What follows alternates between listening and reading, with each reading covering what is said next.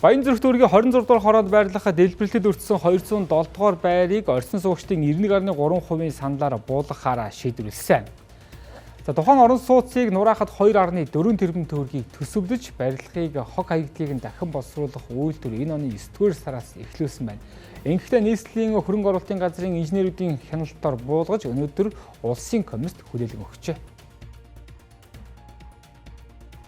Өнгөрсөн 2024 оны 1-р сарын 23-наас 24-нд шилжигшүн Баянзүрх дүүргийн нутаг дэвсгэр Дүнжин гаруй худалдааны төвийн урд замд газ тээвэрлэж явсан ачааны машин суудлын автомашинтай мөргөлдсөний улмаас галгарч дэлбэрэлт үүсэн их хэмжээний хохирол учирсан байдаг.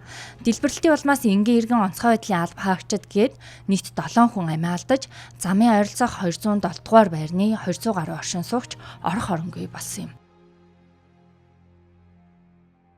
Маш хүнд хэцүү үеийг давсан 24 оны 1 сарын 24 гэдэг бол айгүй хүнд үеэсэн гэр оронгүй болоо шатаад би ихэд одоо ээжтэйгээ охинтойгоо гуруулан амьдардаг байсан.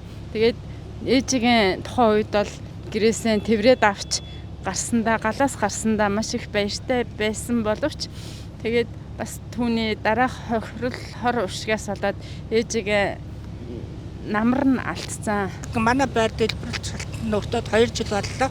Энэ 2 жилийн хугацаанд бол манайх бол нийслэлтэйгээ хамтран одоо энэ бүх асуудлаа шийдвэрлэхэд явсан.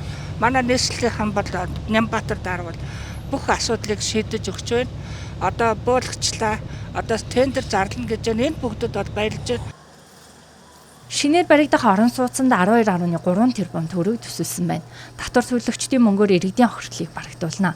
Харин шүүхийн шийдвэр гарахаар газын дэлбэрэлтийн буруутай байгууллагаас нураалт олон буцааж барьсан бүх зардлыг нийслэл авахаар иргэний нэхэмжлэг гаргасан байна. Манай улсад ийм 12-оос дээш давхрын барилга байгууламж орон сууцыг буулгаж исэн түүх ерөөсөө огт байдгүй юм байна. Тэгээ бид нар олон удаа хувийн хвшлийг энэ барилгыг нураагач гэдэг ийм тендерийг зарласан боловч тендерт оролцох аж ахуй нэгжүүд ерөөс огт шалгараагүй. Тэгээ манай Улаанбаатар хот Морингийн даваанд хог хаягдлыг дахин боловсруулах үйлдвэртэй болсон. Тэгээ энэ үйлдвэрийн хамт олон манай бол захирал тэргүүтэй хамт олон 3 сар гарan 3 сар хагас болж байна те. Тэгээ бараг 4 сар шахуу гүйцэтгэж буулгаж байна. Энэ хугацаанд буулгалтын ажлыг 80 болон 50 тонны 2 кран, 4 бага урын экскаватор, 30 тонны 1 ковш, 8 ховоо машинтаагаар 20-с 25 хүний бүрэлдэхүүнтэй бариад гүйцэтгсэн.